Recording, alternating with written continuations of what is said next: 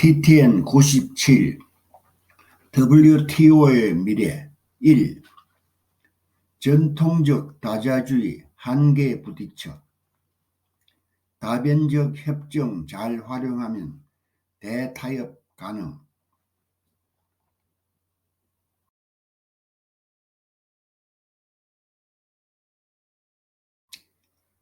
케이토 연구소 2023년 5월 25일 제임스 바커스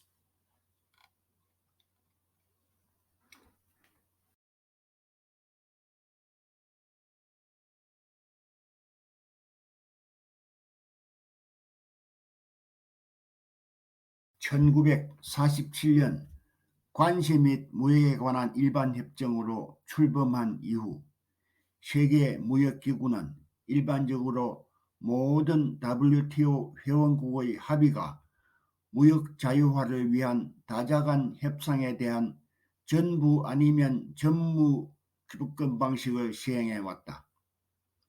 이 접근 방식은 20세기 후반 내내 효과가 있었지만 도하 개발 이제가 실패하고 WTO 회원국이 더 광범위하고 다자간 무역 자유화를 달성할 수 없었기 때문에 그 단점이 드러났다. 오늘날 추가적인 무역 자유화에 대한 적대감이 고조되는 가운데 전통적인 합의 기반 접근법에 대한 전망은 그 어느 때보다 어두워 보인다.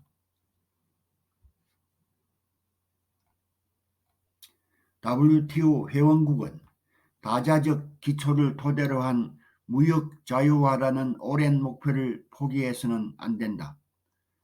그러나 그들은 WTO 회원국의 일부가 새로운 무역 약속에 동의하고 최혜국 기준에 따라 모든 회원국에게 혜택을 확대하거나 비서명국에게 향후 계약에 참여할 수 있는 기회를 제한받고 있다.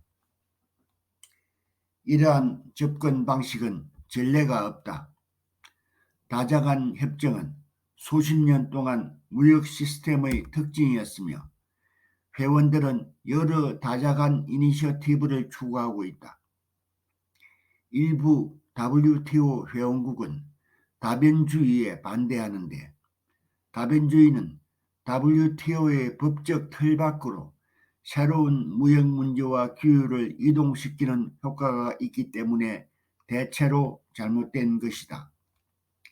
다변주의는 다자주의를 대체해서는 안 되며 다변주의는 WTO 회원국들 사이에 존재하는 깊은 분열이 존재하는 모든 문제를 해결하는 데 적절한 수단이 될 수 없다.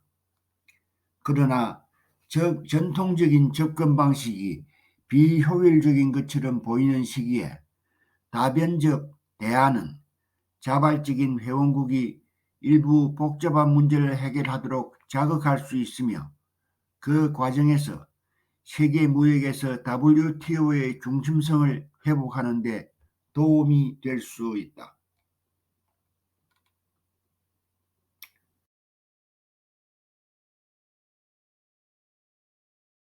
소개 2022년 6월 세계무역기구는 무의미한 구렁텅이에서 물러났다. 1995년 국제기구 설립 이후 두 번째로 164개 회원국이 다자간 무역협정을 체결할 수 있었다. 이 협정은 수락되고 모든 WTO 회원국의 구속력을 가지게 되었다. 실제로 그들은 코비드-19 백신 면제, 수산 보조금에 대한 1년의 새로운 규율, 식량 안보에 관한 협정, 전자상거래에 대한 관세 유예 연장 등 여러 다자간 협정을 체결했다. 이러한 협정은 모두 주목할 만하며 WTO의 모든 회원국이 실제로 어떤 일을 수행하기 위해 함께 모일 수 있다는 확신을 주는 증거이다. 그러나 이러한 각 다자간 협정은 할 수 있고 또 그래야 하는 것보다는 적다. 그리고 2022년 6월 광묘회의의 WTO 이제가 포함되지 못한 잠재적인 다자간 협정에 대한 주제가 목록에 많이 있다.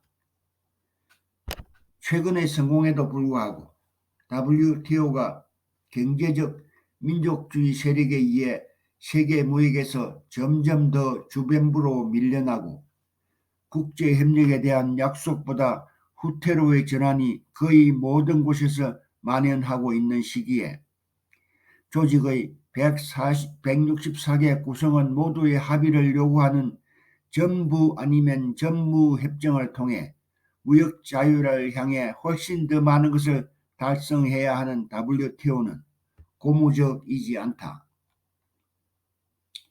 WTO는 다자주의에 대한 약속을 제쳐두어서는 안 된다. 다자주의는 세계적 관심 분야에서와 마찬가지로 무역에서도 절실히 필요하다. 그러나 무역 다자주의를 추구하기 위해서는 새로운 접근 방식이 필요하다. 모든 협정에 대해 164개국의 합의를 추구하는 것의 대안으로 WTO 회원국이 디지털 무역 및 투자 촉진과 같은 주제에 대한 복수국 간 협정을 통해 WTO 법적 프레임워크 내에서 대신 나아가는 것이 많은 문제에 대해 실질적으로 이치에 맞지만 그렇지 않다. 모두 회원국이다. 이러한 다변적 협정은 가입을 희망하는 모든 회원국에게 개방되어야 한다. 목표는 시간이 지남에 따라 이러한 다변적 협정을 모든 WTO 회원국을 포함하는 완전한 다자간 협정으로 확대하는 것이다.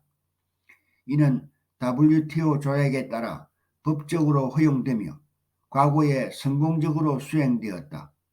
오늘날 WTO에게 다변주의는 다자주의로 가는 최선의 길이다.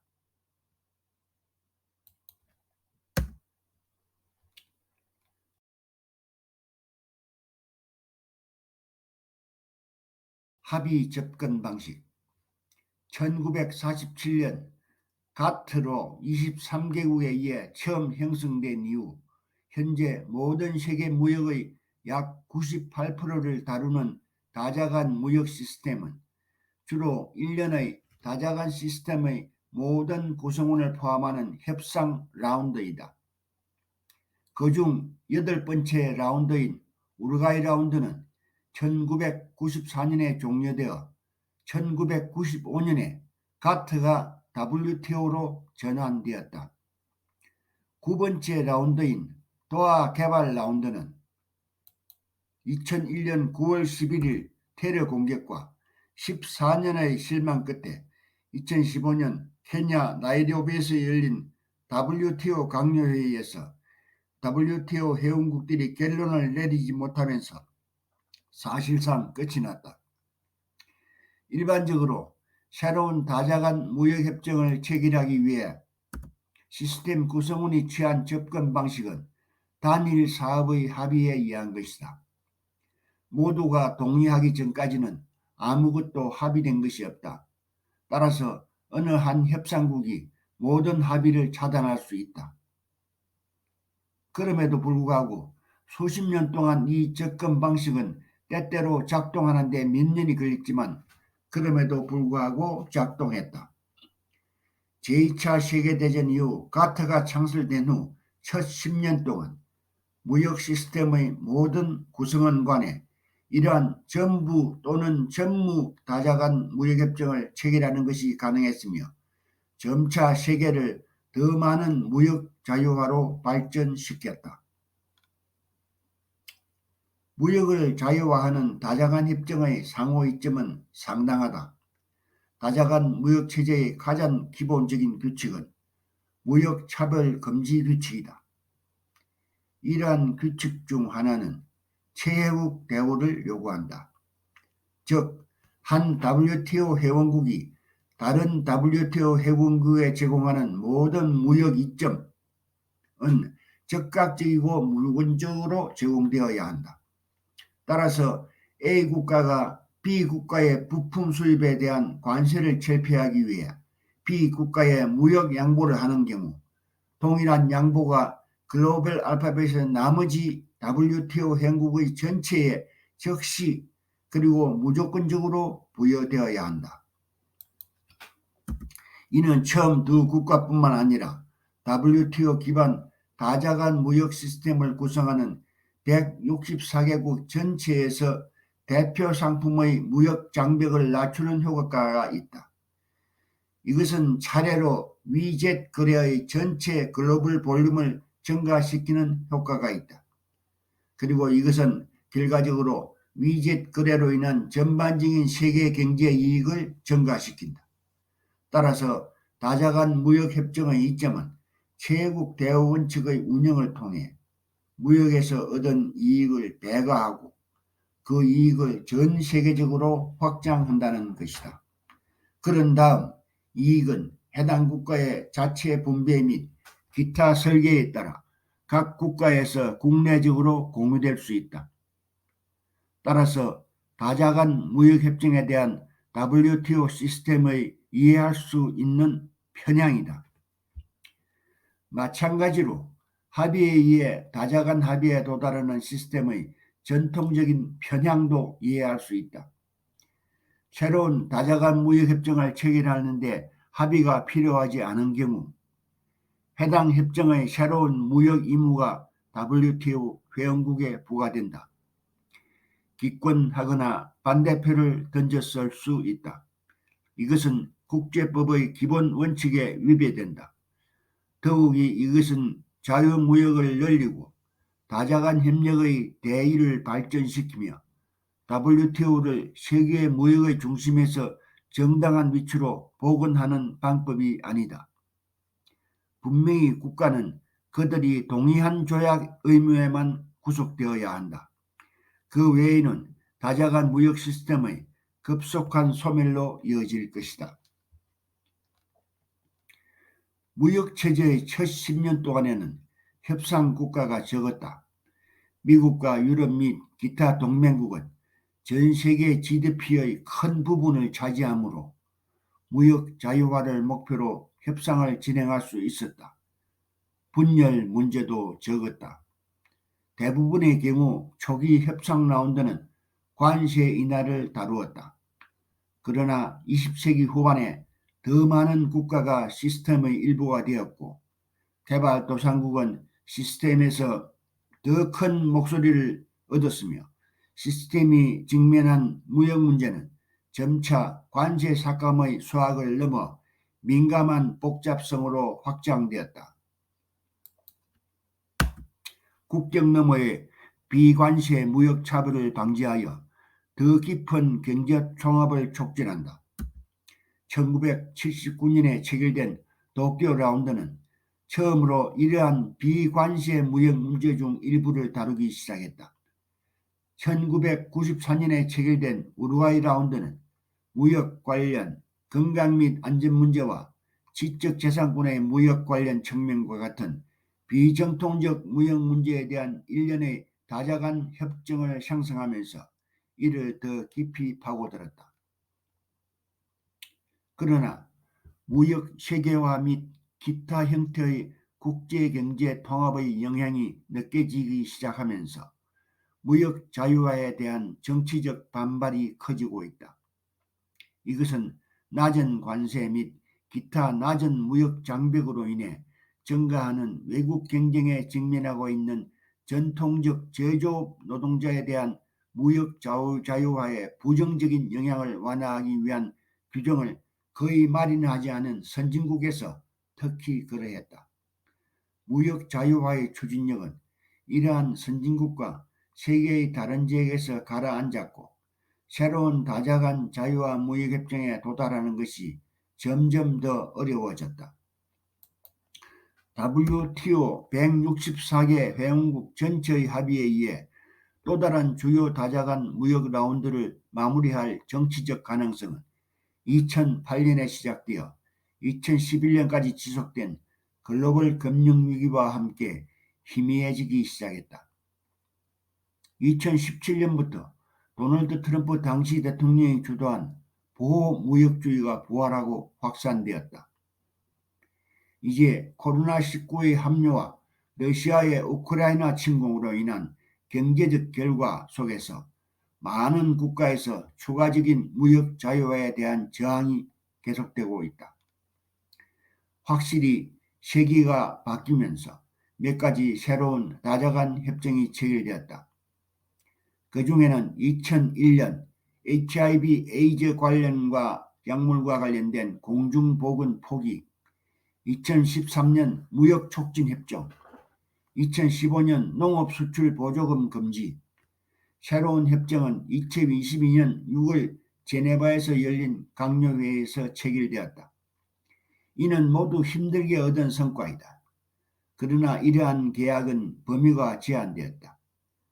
정책 위반자들이 점점 더 직면하게 되는 모든 범위의 무역 및 무역 관련 문제에 직면하게 될 더 광범위한 다자간 협상을 착수할 현재의 가능성이나 추진력은 없다.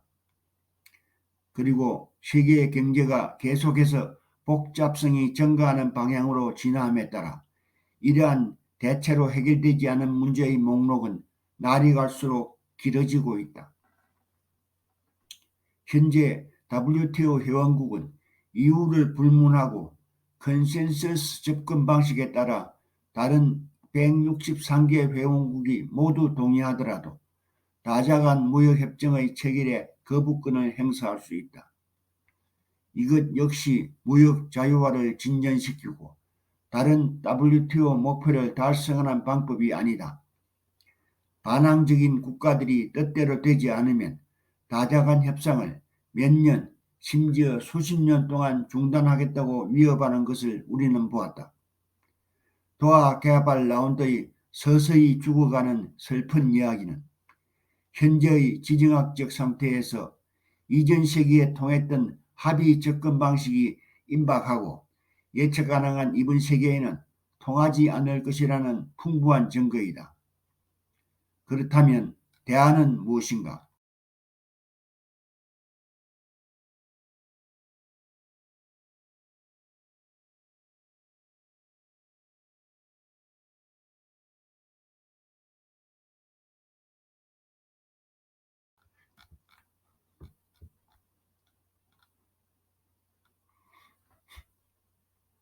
제임스 바커스 전임 미국 하원의원, 전임 세계무역기구 상소기구 의장, 케이토 연구소 겸임연구원.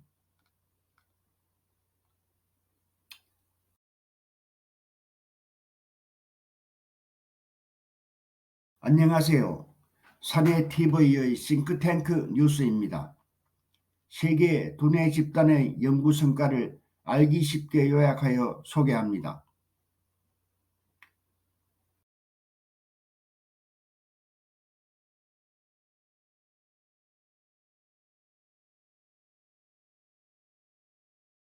요약 정리 TTN 박종비 박사 사나이TV@gmail.com